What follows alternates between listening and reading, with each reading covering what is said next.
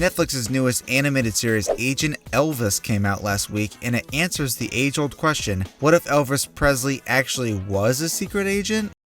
Wait, what? So apparently since the 90s, it was theorized that Elvis might have actually been a secret drug informant for Richard Nixon, and it's been somewhat confirmed in recent years, it seems. In light of this news, someone at Netflix thought to themselves, hey, that'd be a pretty good show. And now, as a society, in 2023, we can proudly say we have a show where Elvis fights crime with a monkey friend that smokes weed and has sex with prostitutes? Sorry guys, did I get the right script? Am I reading this right? This should have been one of those pieces of art that we sent into space along with Shakespeare and Mozart and shit for aliens to find. It might have actually been a smart idea, because if they ever found it, they'd probably be like, what the fuck is going on over there? We'll leave those guys alone. Now, if this is the first time you're hearing of this show, you might be asking yourself, how the fuck is this even a real show? Let me tell you, I was asking myself the exact same thing. How did Elvis's estate even sign off on this? But then the credits rolled for the first episodes, and what the fuck? His wife executive produces the show? That threw me off, but I can't lie, that's romantic as fuck. Like, if I die and my girlfriend, who at that point would be my wife, doesn't executive produce an animated show about me killing bad guys with my psycho weed smoking monkey sidekick, I'd be turning over in my grave. This show is truly bananas.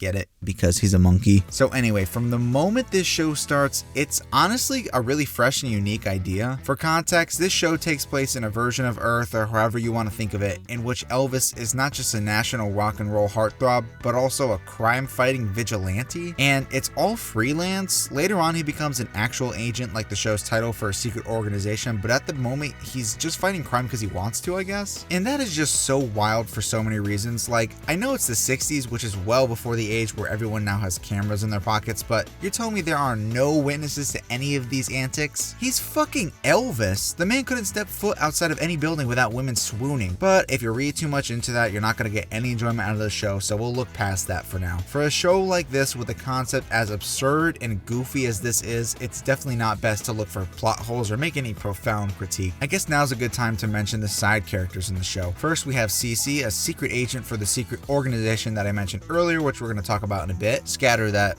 monkey from earlier. Bobby Ray, Elvis's movie stand-in slash other sidekick. And there's also Birdie, who's Elvis's friend? I really don't know how she connects to Elvis, but I do like her character. There's this funny side plot where she has to beat this racist blackjack dealer in blackjack.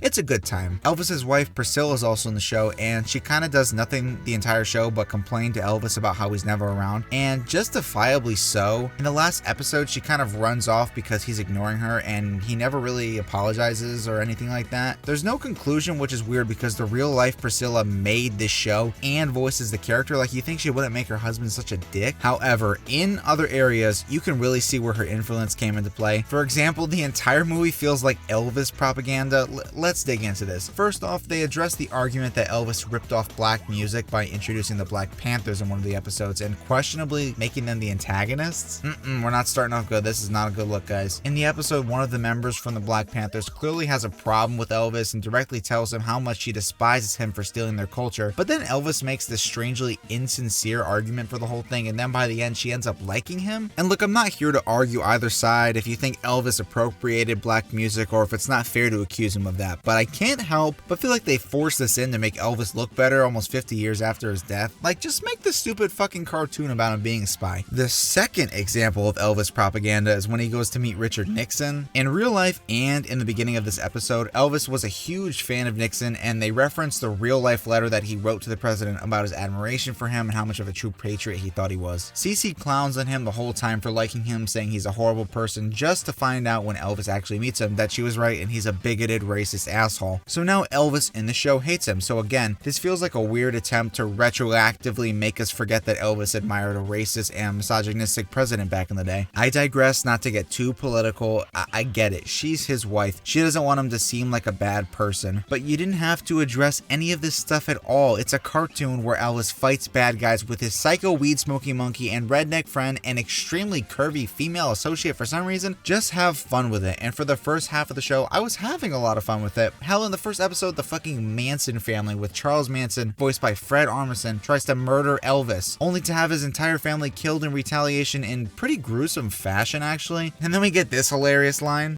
You killed my sister/daughter wife.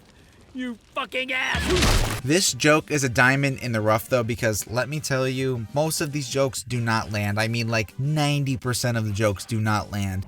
Okay? You can't just pull perfectly sculpted cocks out of thin air, you know, like some birthday party magician.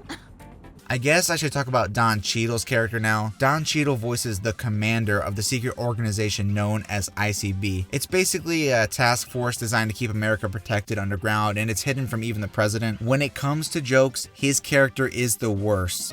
Come on, come on, come on.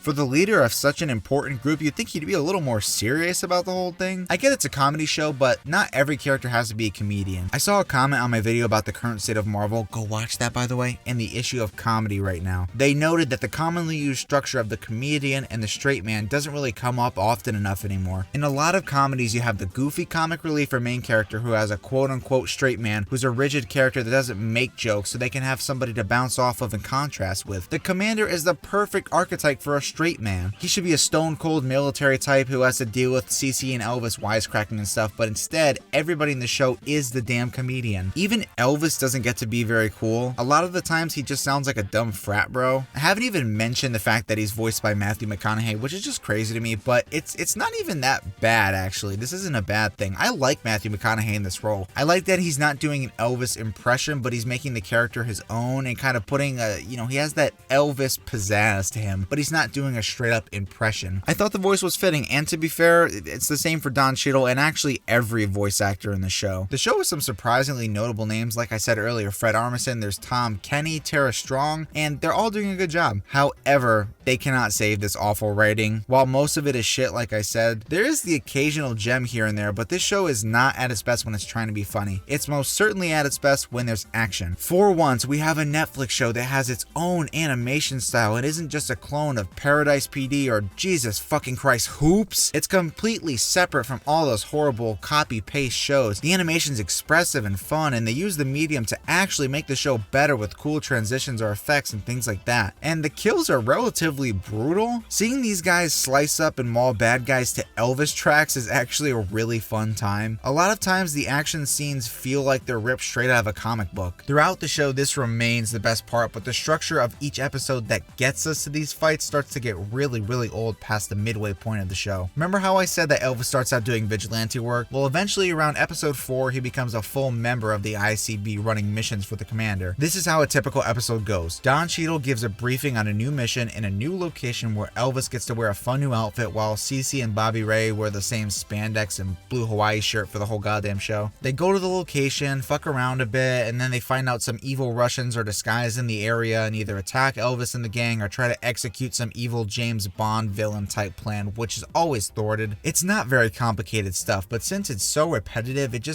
I kept looking forward to just the action around the middle and end of each episode, and most of the episode, I just had to sit through passable comedy and B plots that were even less interesting than the cliche spy movie main plots. Throughout the whole show, they also teased this secret backstory for Elvis with intense flashbacks and trigger words, and he was secretly tested on and designed to be a secret agent from birth, and they finally reveal the truth about the whole thing, and then they brush it off in a matter of 5 minutes with a quick conversation. Spoilers, I guess, but the whole time Don Cheadle wanted him to join the ICB was that as soon as Elvis became famous, they kind of planted stuff in his brain to become a secret agent or something like that. I don't even know. And Elvis feels betrayed, and then he shoots him, and then they kind of just like talk it off. Like, I don't know. There's no stakes. They didn't need to force an overarching plot. It's either the overarching cool plot or the funny stuff. You know what I mean? The show is basically any spy movie you can think of, and the main gimmick is just that it's Elvis. And the gimmick gets so old, but I had an idea, guys. What if this was actually a movie? Take the actual good parts and condense them all into a 90-minute movie. If you switch up some of the characters a bit and make the focus on Elvis's backstory with some comedy sprinkled in and put only the best parts in there and the best jokes, you got yourself a damn good movie. But unfortunately, that's not what we got, and it's more like 4 hours and 50% of that feels like dick jokes and saying fuck every other sentence. And that's disappointing because I really thought this show was different. Sure, the jokes weren't that good, but at least they weren't Hoops-esque dick jokes. This whole pricing system is a goddamn mess.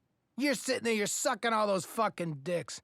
Fucking these guys. You gotta suck 4 dicks for 2 fucks. Honey, your numbers don't add up. Your neck is gonna fall off from sucking all those dicks. However, the descent into dick and sex joke hell was not something I was expecting, but I should have known it was inevitable. This show feels like a serious case of missed potential. It plays with some really fun ideas of major events in the 60s like the moon landing and the Beatles, but it just starts to drag throughout the show. I do think we need more stuff like this though. Just give us more weird stuff, but just do a mini-series or a movie or something. Give me something good, but don't oversaturate it. I'm tired of this 10-episode format, release it all at once, and binge a mediocre show. Give me 5 solid episodes week to week so I can be interested in something for a month and have it sit with me longer. I guarantee you, after this video goes up, I'm not going to think about this show again because I watched it in 2 days. I had my fun with Agent Elvis, but by the end, it really overstayed its welcome. Give this show a try for yourselves though, guys, and see if you can get more enjoyment out of it than I did. I'm going to give Agent Elvis 5 psycho weed smoking killer sex having monkeys